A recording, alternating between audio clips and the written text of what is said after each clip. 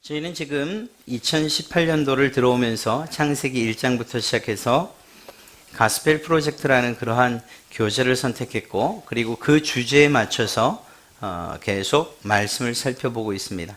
창조, 그리고 족장시대, 그리고 애굽에서의 시대, 그리고 드디어 출애굽한 오늘의 말씀을 살펴보게 됩니다. 이스라엘 백성들은 자신들의 구원을 위하여 하나님이 행하시는 일들을 똑똑히 눈으로 보고 또 경험했습니다.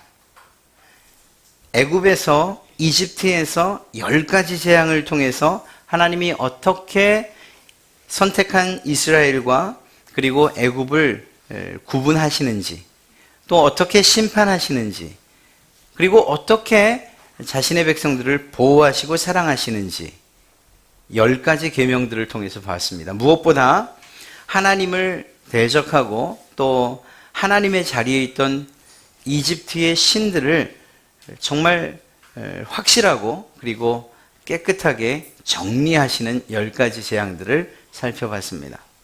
뿐만 아니라 출애굽한 그 사람들 자신들을 공격하기 위해서 바로가 보냈던 전차 부대가 홍해 가운데에서 모두 수장되는 것, 이것도 봤습니다. 하나님께서 이집트로부터 이스라엘 백성들을 구원하시기로, 그들을 탈출시키시기로, 그들에게 땅을 주기로 결정하신 이후에 이러한 일들은 일사천리로 이루어졌습니다. 그럴 수밖에 없었던 것이 하나님이 주도하셨던 일이기 때문이죠. 거긴 막힘이 없었고 하나님의 뜻이나 하나님이 행하시는 일들을 막을 사람도 없었습니다. 이 모든 일들은 이스라엘 백성들 자신들을 사랑하시는 하나님께서 직접 하신 일들이었습니다.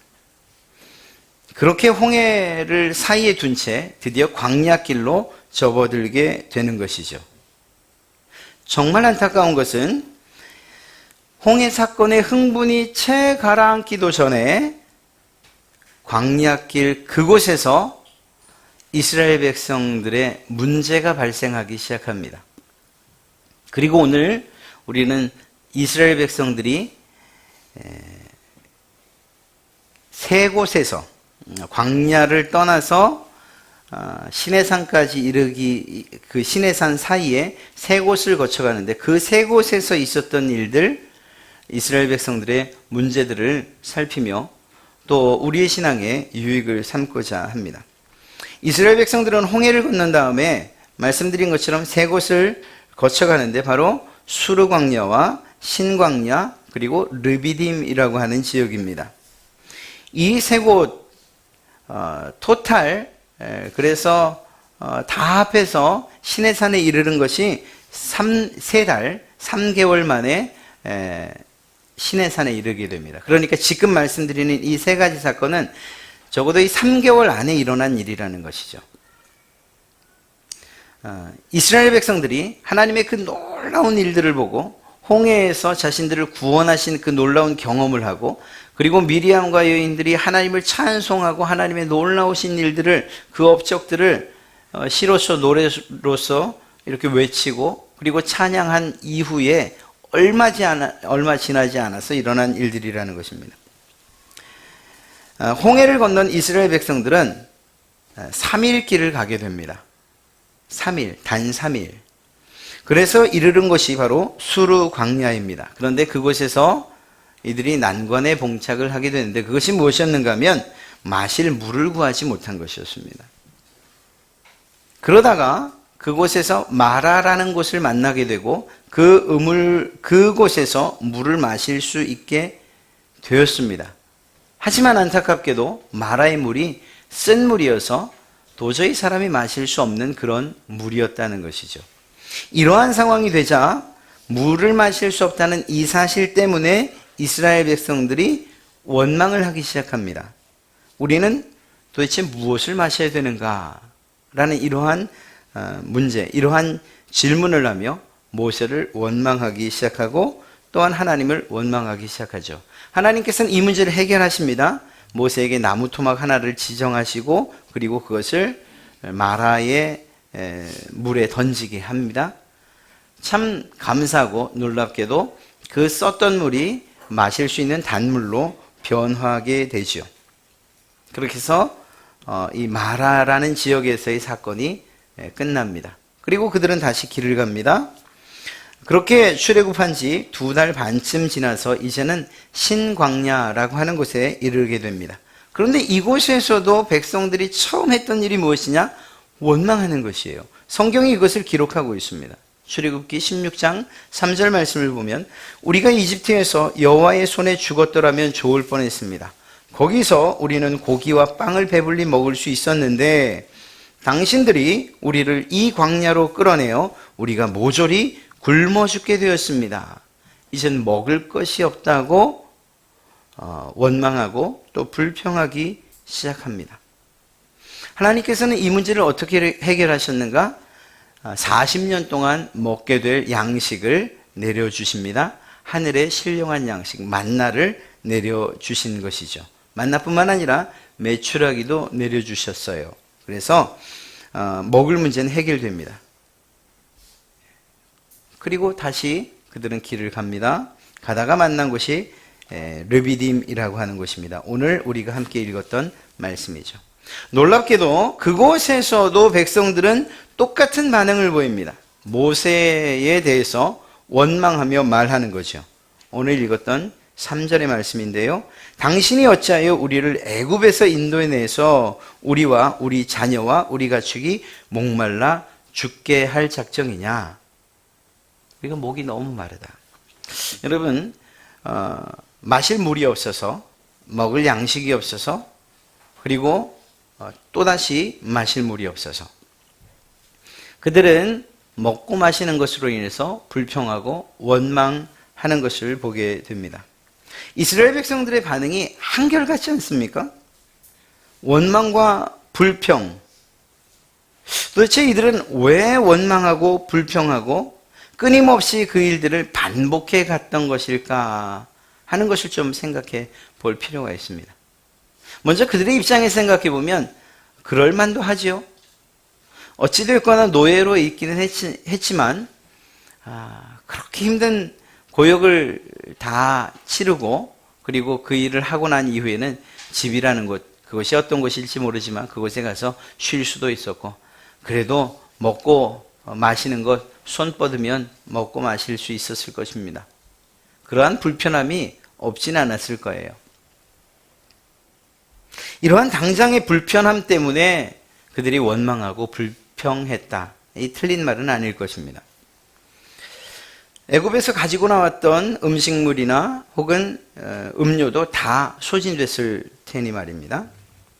또 한 가지는 그들이 아마 예전 것과 비교하지 않았겠는가 하는 그런 생각을 해요. 성경이 그것들을 암시해주고 있기 때문이죠. 오늘 읽진 않았습니다만 그 전장 16장 3절을 보면 이스라엘 자손이 그들에게 이르되 우리가 애굽 땅에서 고기가마 곁에 앉아있던 때와 떡을 배불리 먹던 때에 라고 하면서 불평하기 시작을 합니다.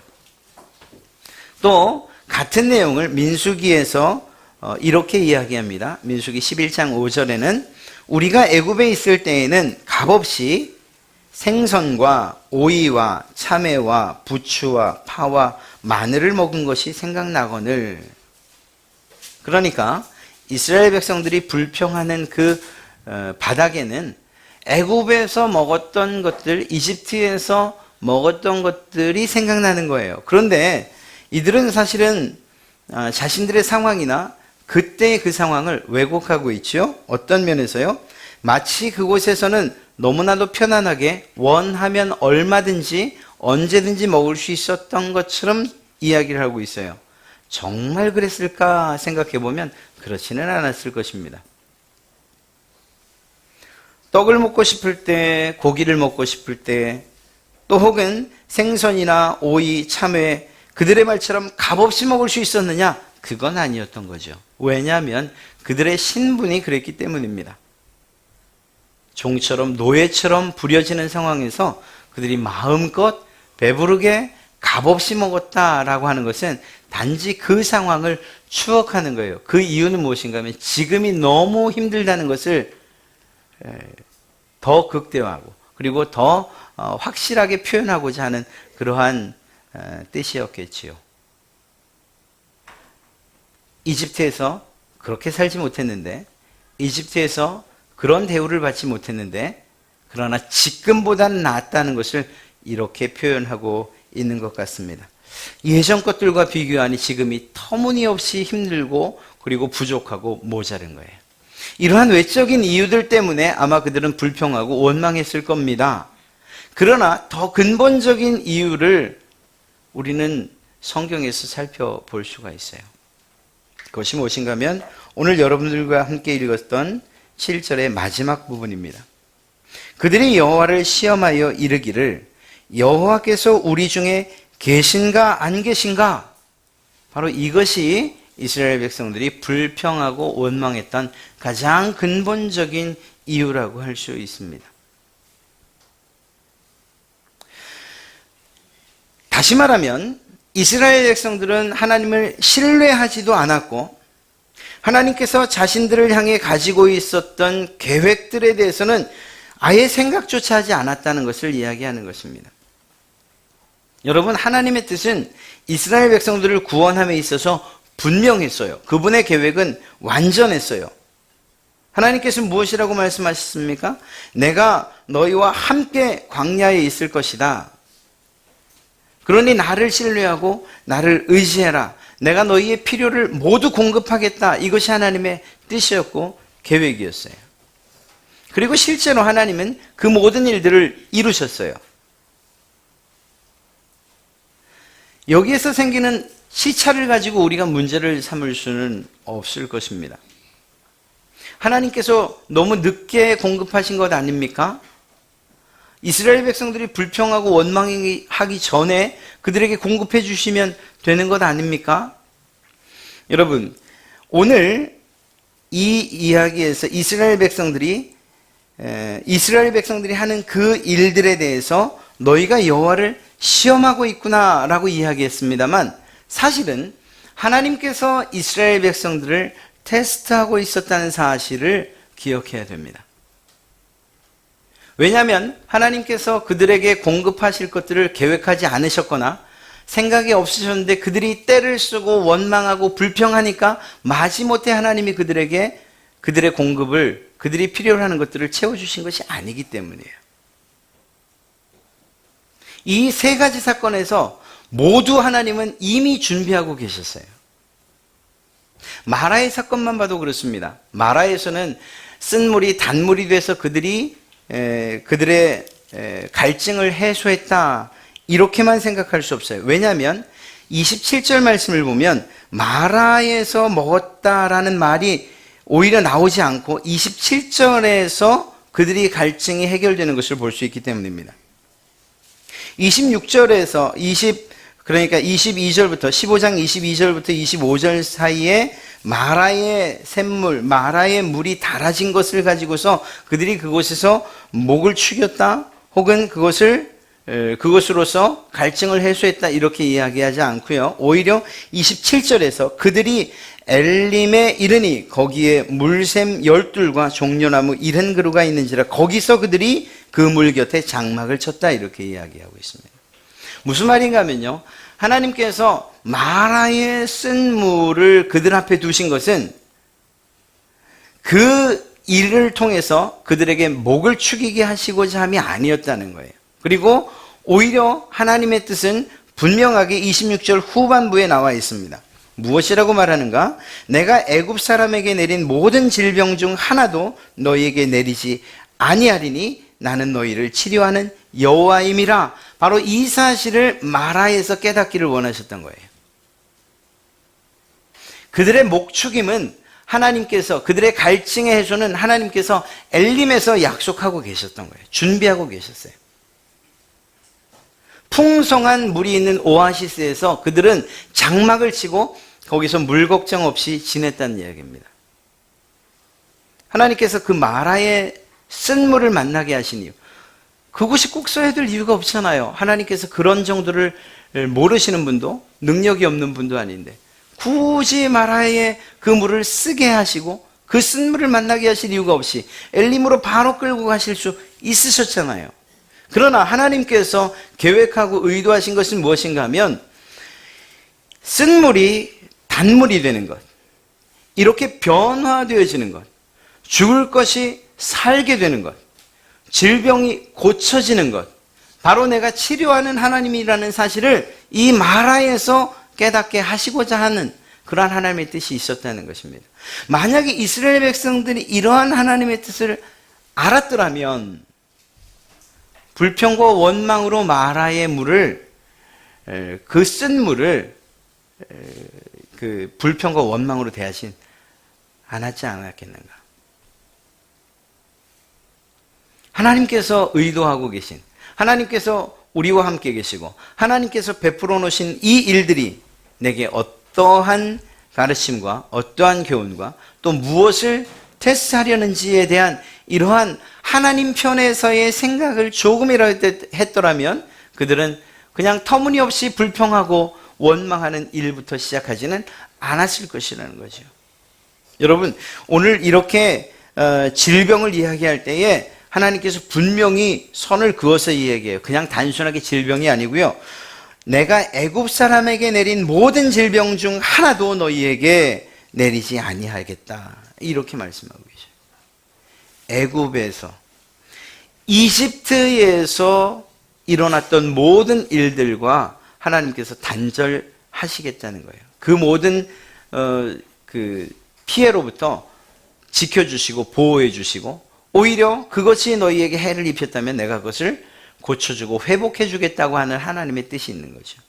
이 말은 하나님의 백성이 무엇으로 사는가 하는 데 대한 질문, 이러한 질문에 대한 대답이기도 하는 거예요.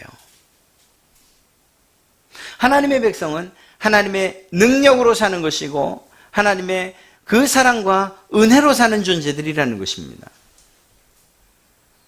하나님께서 먹을 것을, 마실 것을 마련해 주지 못하는 분이 아니고, 그런 무능력한 분이 아니고, 또 그런 아무런 생각 없이 이끌어내신 분이 아니라는 사실을 이스라엘 백성들은 알았어야 돼요. 사실은 알 수밖에 없었어요. 왜냐하면 이스라엘 백성들이 경험했던 10가지 재앙들, 그곳에서의 보호하심, 자기들은 살아 건넜던 그 홍해길에서 이집트 군사를 완전히 수장시키셨던 그 하나님의 능력, 이 모든 것들을 조금만 생각해 보아도 하나님께서 마시게 하시는 이 일을 못하실 분이 아니라는 것을 깨달을 수 있었기 때문입니다.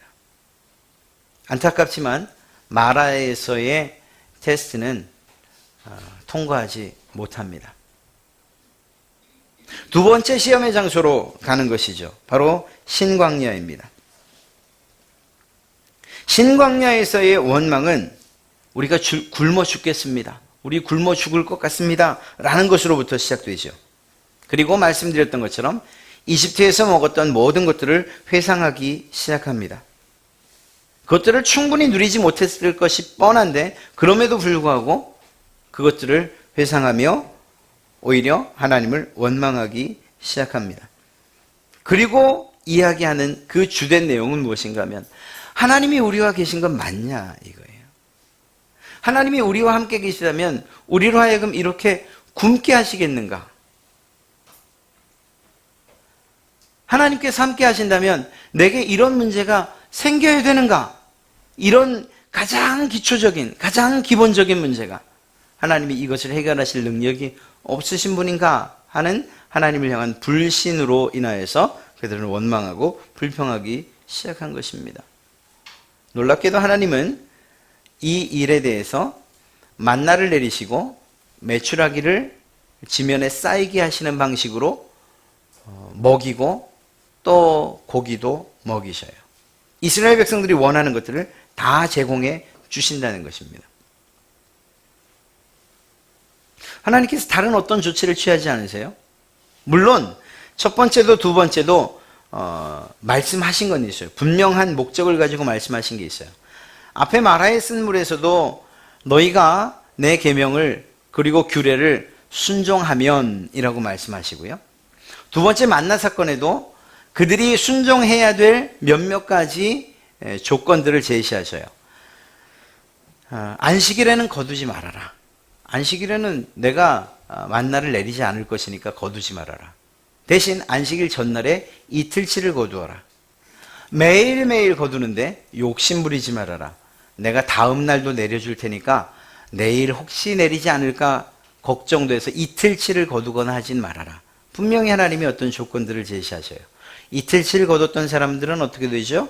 더 거두었던, 그래서 남았던 것에 구더기가 생겨서 먹지 못하게 되고,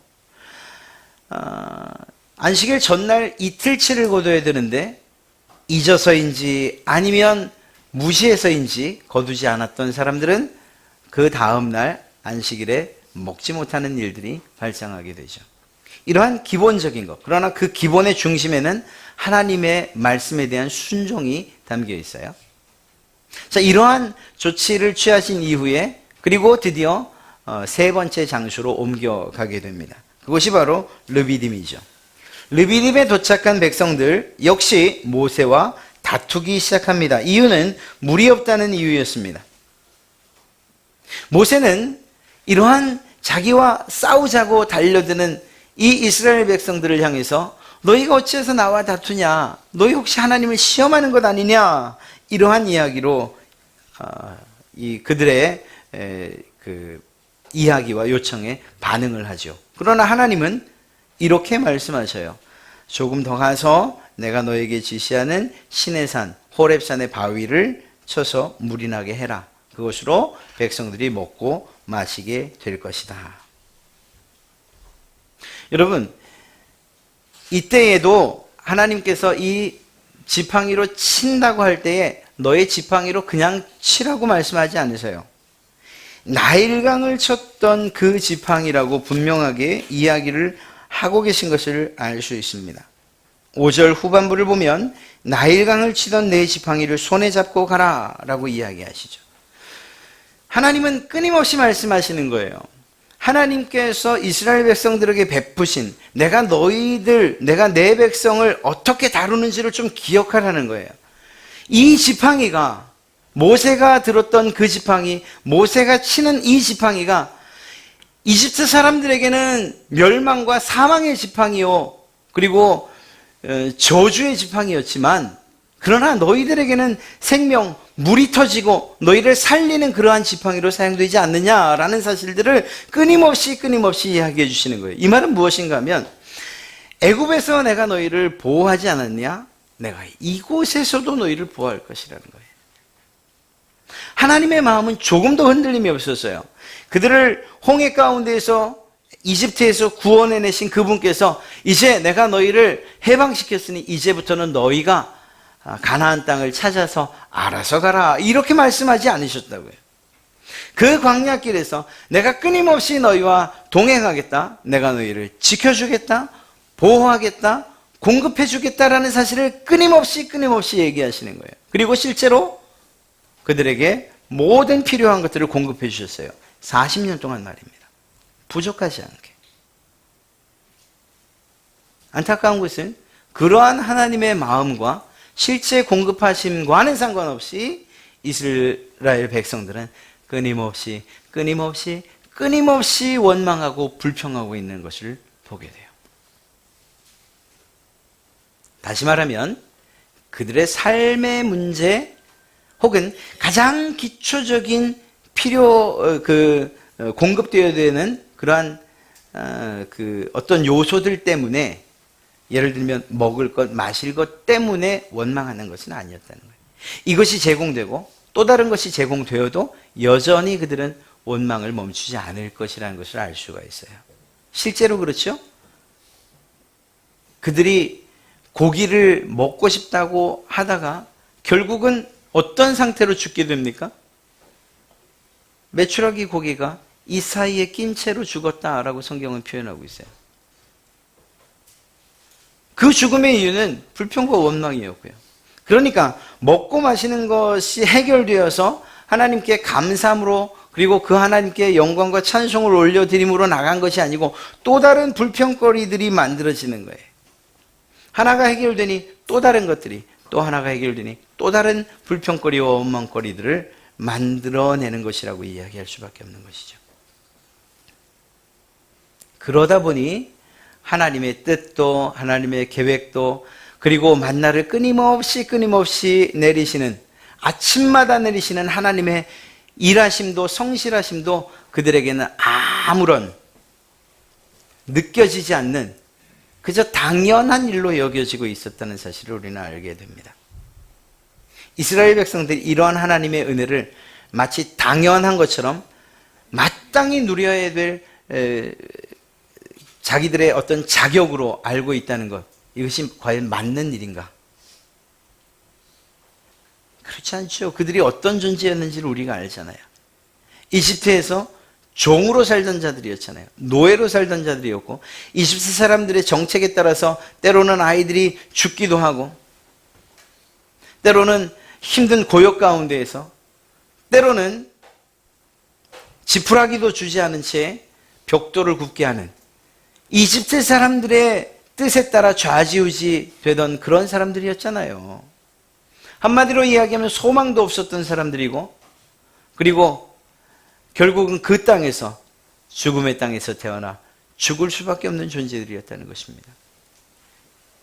그런 그들에게 하나님의 은혜가 임했는데 그 은혜의 무게와 부피와 크기는 전혀 생각지를 못하는 거예요.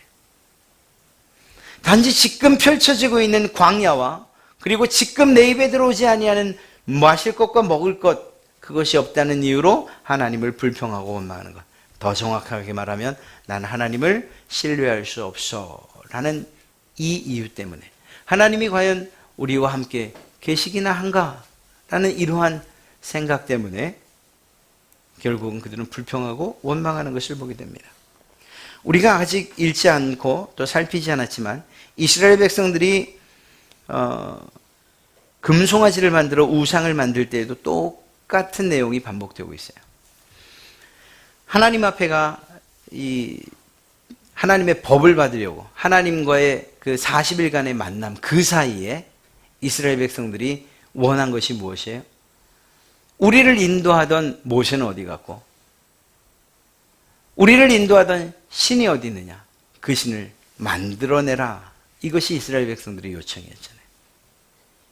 그러니까 그들의 원망의 원인은 단순한 우리의 삶의 문제, 삶에 필요한 것들 때문이 아니고, 하나님이 과연 나와 함께 계시는가? 난 그걸 믿을 수 없다. 하나님이 나를 가나안으로 이끌어 들이실 것인가? 나는 그걸 신뢰할 수 없다. 하나님이 나를 보호하시고 지키신다고 하는데 난 그것을 의지할 수 없다. 믿을 수 없다라는 그러한 시작으로부터 원망과 불평이 터져 나온 것이라는 거예요.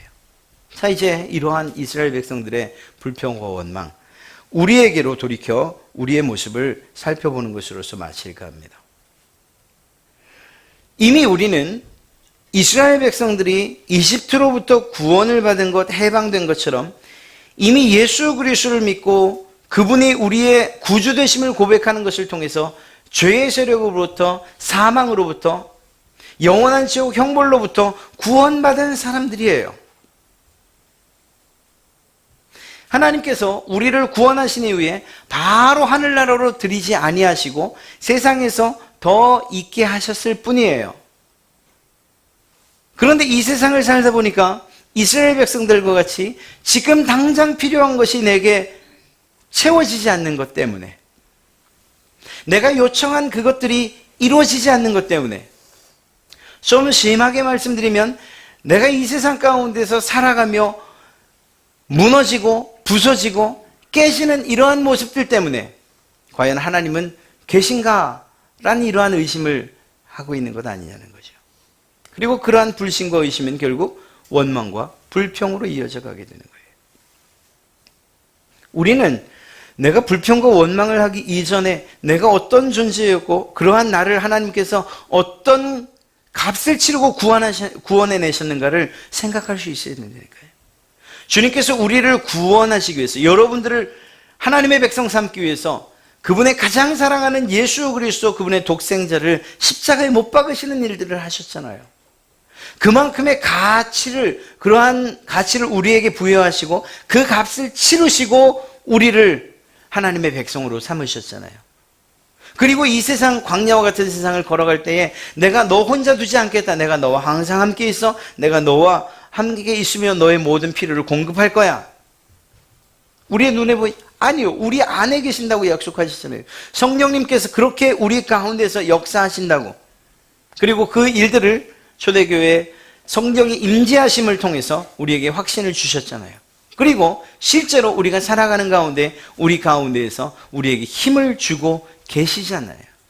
그럼에도 불구하고 내가 지금 직면한 여러 가지 어려움들과 문제들, 그리고 가장 기본적인 것들 때문에, 물론 그것이 가장 중요한 일이기도 하지만 말입니다, 그것들 때문에 하나님의 그 큰 구원의 은혜에 대해서 잊고 사는 것은 아닌가 하는 이러한 질문을 우리 스스로 해봐야 되는 거죠. 사랑하는 성도 여러분, 하나님의 은혜를 깊이 묵상하시면 지금 내가 살고 있는 이 상황 가운데에서도 우리를 돕는 그 하나님의 손길, 우리를 향한 그 하나님의 계획을 우리는 충분히 경험하고 그리고 또한 깨닫게 될 줄로 믿습니다. 더 나아가 하나님의 마음을 우리의 마음 가운데 품으면 그 하나님이 우리를 어떻게 사랑하시고 결국 우리를 향한 하나님의 최종 계획과 그 목적이 무엇인지, 목표가 무엇인지를 분명히 깨달아 알게 된다면 지금 우리를 테스트하시고 우리를 시험하시는 이 모든 일들을 능히 이겨낼 수 있으리라 확신합니다. 이 모든 테스트에서, 이 모든 시험에서 이스라엘 백성들이 졌던, 그리고 실패할 수밖에 없었던 이유는 하나님에 대한 불신으로부터 시작된 것이에요. 모세를 향해서 원망했다고 말하지만 그러나 그것은 하나님을 향한 원망이요 불평이었던 것을 우리가 잘 알고 있습니다. 사랑하는 성도 여러분, 하나님께서 우리에게 주신 그 은혜를 깊이 묵상하시고 그리고 그 하나님이 어떤 분인가를 알아가야 될 필요가 있는 것, 그 이유가 바로 여기에 있는 거예요. 그 하나님이 어떤 분이신지, 그리고 그 하나님이 여러분에게 무엇을 주길 원하시는지를 우리가 안다면 우리의 삶에서 일어나는 작은 문제들 때문에 하나님을 불평하고 원망하고, 그래서 그 하나님을 떠나는 이러한 일들은 없을 거예요. 한 가지 더 살펴본다면 우리는 이 사건, 세 번의 사건을 통해서 하나님의 은혜가 정말 무한하시다는 것을 알 수가 있어요. 여러분이나 저 같으면 야, 너 참 해도 너무한다라는 한마디 해주고 싶어요. 내가 이렇게 준비하지, 조금만 좀 참지. 내가 너희들에게 만나를 그리고 메추라기를 준비해두고 있는데 그걸 못 참아서 불평을 해, 원망을 해. 할 수 있다면 회초리라도 좀 때려주고 싶어요. 그런데 놀랍게도 적어도 오늘 이 말씀 가운데서는 하나님께서 그 어떤 이야기도 하지 않으셔요. 오히려 그렇게 불평하고 원망하는 이스라엘 백성들의 그 요구에 대해서 다 들어주고 계시다는 거예요. 하나님께서 우리의 존재가 어떠한 존재였다는 사실을 모르신다는 게 아니라니까요. 우리가 하나님 앞에 그 하나님의 은혜를 받을 만한 존재가 아니라는 것을 그 누구보다 하나님이 잘 알고 계셔요. 그럼에도 불구하고 우리를 향한 그 하나님의 사랑이 있어서 그 은혜를 누리고 있을 따름이라는 것입니다. 우리가 죄인 되었을 때에, 우리가 하나님과 원수 되었을 그때에도 하나님의 사랑은 변함이 없어서 우리에게 늘 제공되어지고 있었고 늘 보호하고 계셨고 그리고 그 사랑을 베풀어주고 계셨다는 사실입니다. 공교롭게도 오늘이 어버이날이네요. 어머님이 우리를 위해서, 우리를 향해서 베푸는 그 사랑 그 이상으로 끊임없이 베푸시고 끊임없이 공급해 주시고, 어머님들의 마음에 가장 안타까운 것, 해주고 싶은데 더 주고 싶은데 원하는 건 모든 것 다 주고 싶은데 그럴 수 없는 한계를 느낄 때의 그 안타까움. 참 감사하게도 하나님에겐 그러한 한계가 없잖아요. 그 하나님께서는 우리의 모든 것들을 이러한 부모님의 마음을 가지고서 모두 다 공급해 주고 계신데, 그러한 부모님의 마음에 대해 전혀 알지도 못한 채 그저 이것도 필요하고 저것도 필요하고 그것도 못 해주냐고 저것도 못 해주냐고 불평하고 원망하고 있는 그러한 자식들이 있다면 몰라도 너무 모르는 거죠. 그 아버지 혹은 어머니의 그 마음을 말입니다. 세상에서도 그런 것들을 인지상정이라고 이야기해요. 하나님의 마음은 그러한 우리 사람 부모님의 마음과 비교할 수 없을 정도로 더 크고 더 은혜로우시고 더 사랑이 많으시고, 그 사랑을 어떻게 보이셨다고요? 예수님을 십자가에 못 박는 것으로서 확실히 증명해 주셨다고 성경은 이야기하고 있잖아요. 그 하나님의 사랑을 신뢰하십니까? 그 하나님의 계획이 여러분에게 그대로 이루어져도 그것이 최상이라고 그렇게 믿어지십니까? 그렇다면 이제 불평과 원망은 거두셔야 됩니다. 오히려 하나님께서 우리에게 가지고 계신 그 계획과 그 뜻을 향해서 감사와 찬송으로 반응하며 나가야 돼요. 여러분, 참 어떤 자녀가 또 어떤 아이가 여러분의 마음에 참 흡족하십니까? 작은 것을 받아도 늘 감사하다고. 야, 그걸 갖고 뭘 감사하다고 말하냐? 애들이 병뚜껑 가지고 잘 놀잖아요. 이렇게 그 콜라병 이렇게 돌리면 더그럭더그럭 속이리도 나기도 하고, 또 옛날 저희들이야 뭐 그거 펴서 뭐 놀이하기도 했는데, 그 어떤 애들이 그걸 구해요. 많이 여러 애들이 이제 구해요. 또 어떤 아이들 주면은 그냥 받으면 뭐 아무 말 없이 그냥. 또 어떤 애들은 아무것도 아닌데 받고 나서 감사합니다. 이거 뭐 이렇게 감사할 일이라고, 병뚜껑 하나 가지고. 그래도 제 마음은 달라요. 작은 것 하나 가지고도 말입니다. 하나님께서 자신의 아들을 희생하면서까지 여러분에게 가치를 부여하시고 여러분들에게 모든 것들을 다 제공하셨다면 우리는 마땅히 그 은혜에 감사하는 것이 당연할 것입니다. 불평과 원망이 아니고요. 사랑하는 성도 여러분, 불평과 원망은 하나님을 향한 불신이라고 생각하시고 죄라고 생각하셔도 결코 틀리지 않습니다. 불신이 원망과 불평으로 자라가는 것이거든요. 이 세상에 죄가 들어온 그때의 그 모습도 여전히 다를 바가 없거든요. 사랑하는 성도 여러분, 불평과 원망으로 죄의 노예나 혹은 종이 되는 것이 아니고 오히려 감사와 찬송으로 하나님께서 기뻐하시는 자녀의 삶을, 하나님 나라 백성의 삶을 살아가시는 그러한 여러분 되시기를 주님의 이름으로 축복합니다.